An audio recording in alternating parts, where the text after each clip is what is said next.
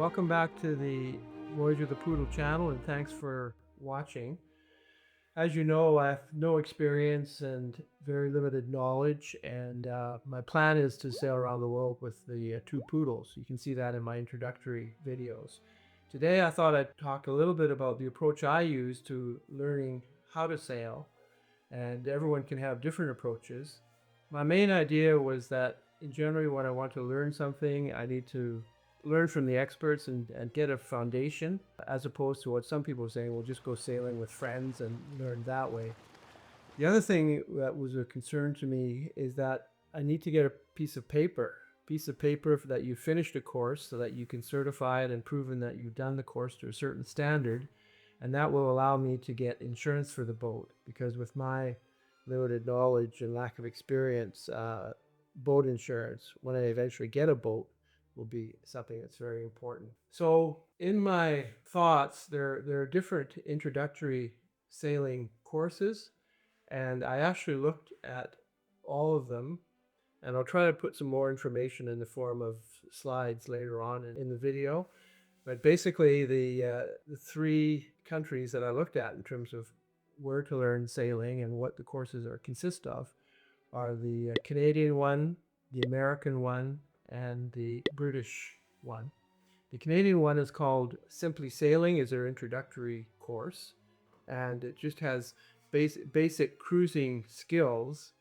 And the one that the company that I found online is called Simply Sailing, and they have a 4-day intensive beginners sailing course.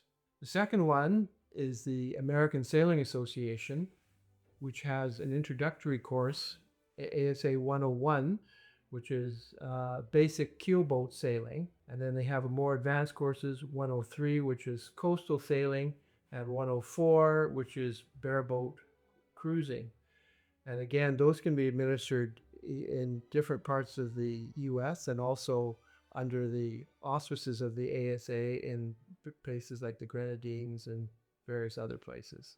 And then the third one is the Royal Yachting Association from Britain. And in my reading and talking to people, if you go on to ever want to become a commercial captain on a sailboat, that the RYA courses might be the way to go. But for me, I was looking at all of them, and I decided initially to take the only one that was available. And as I talk about these things, it's actually how I learned to sail, how I'm planning to learn to sail, whereas other people can use their own techniques and have their own experiences and their own locations and different courses. So I chose the Canadian one, the Basic Cruising Skills, which was a 4-day labeled as an intensive course, which it was, sailing where you go from have zero sailing knowledge to be competent to sail, somewhat competent to sail a boat,